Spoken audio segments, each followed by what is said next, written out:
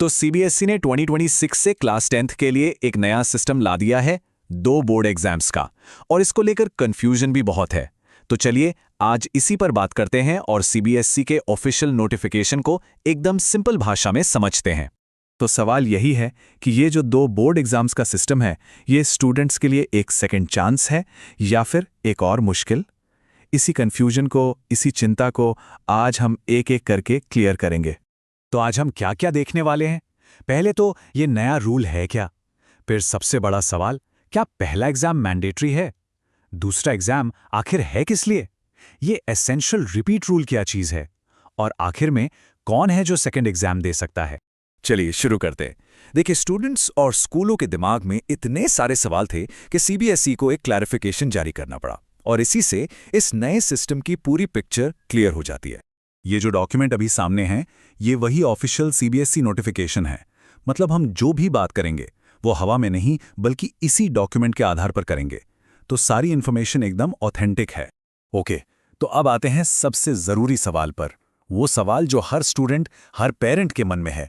क्या पहला एग्जाम देना वाकई में कंपलसरी है? मतलब क्या ऐसा हो सकता है कि कोई स्टूडेंट पहला एग्जाम स्किप कर दे और बस दूसरे वाले में बैठ जाए? ये वो सवाल है जिसके लिए ये नोटिफिकेशन आया ही है। और इसका जवाब एकदम सीधा और साफ है, नहीं, ऐसा बिल्कुल भी नहीं हो सकता। सीबीएसई ने यहां कोई गुंजाइश ही नहीं छोड़ी है कंफ्यूजन की। नोटिफिकेशन में साफ साफ लिखा है, और ये लाइन वहीं से है, सभी छात्रों के लिए पहली बोर्ड परीक्षा में शामिल होना अनिवार्य है। मतलब मैंडेटरी है, कोई ऑप्शन नहीं है। ठीक है, तो अगर पहला एग्जाम देना कंपलसरी है तो फिर ये दूसरा एग्जाम क्यों है? इसका पर्पस क्या है? चलिए इसे समझते हैं। तो देखिए, पॉइंट ये है कि दूसरा एग्जाम पहले एग्जाम का रिप्लेसमेंट नहीं है। ये एक अपॉर्चुनिटी है, एक मौका। किनके लिए? उनके लिए जो या तो अपने स्कोर्स इंप्रूव करना चाहते हैं या फिर जिनका किसी सब्जेक्ट में कंपार्टमेंट आया है।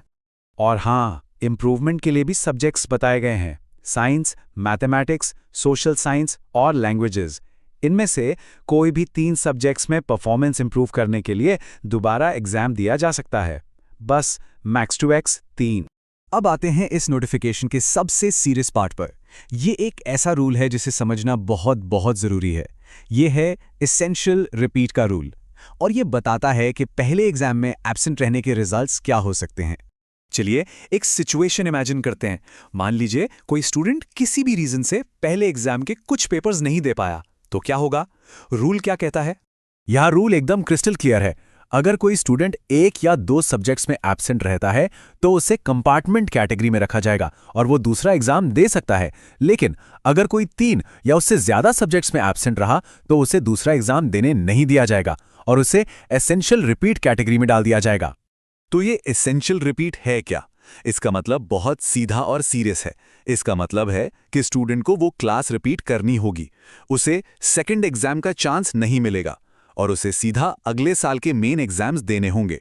ये बहुत ही क्रूशियल रूल है जिसका ध्यान रखना ही होगा। तो चलिए अब तक जो भी हमने समझा उसे क्विकली समराइज करते हैं। एक फाइनल चेकलिस्ट बनाते हैं कि आखिर कौन कौन सेकंड एग्जाम दे सकता है। तो देखिए, 4 मेन कैटेगरीज हैं। पहले वो स्टूडेंट्स जो 3 सब्जेक्ट्स तक में अपने स्कोर्स इंप्रूव करना चाहते हैं। दूसरे जो फर्स्ट या थर्ड चांस कंपार्टमेंट कैटेगरी में हैं। तीसरे जिन्हें कंपार्टमेंट और इंप्रूवमेंट दोनों की जरूरत है। और चौथे वो जो किसी सब्जेक्ट को रिप्लेस करके पास हुए हैं और अब इंप्रूव करना चाहते हैं। बेसिकली यही 4 ग्रुप्स हैं जो एलिजिबल हैं। और आखिर में एक सवाल छोड़ जाते हैं। अब जब ये सारे रूल्स इतने क्लियर हैं तो ये पॉलिसी स्टूडेंट्स की एग्जाम स्ट्रैटेजी को कैसे अफेक्ट करेगी? क्या इससे प्रेशर कम होगा या फिर अब एक अलग तरह की प्लानिंग की जरूरत पड़ेगी? ये वाकई में सोचने वाली बात है। शिक्षा समाचार पॉडकास्ट को अभी सब्सक्राइब करें, बेल आइकॉन दबाएं और हर इंपॉर्टेंट एजुकेशन अपडेट सबसे पहले पाएं।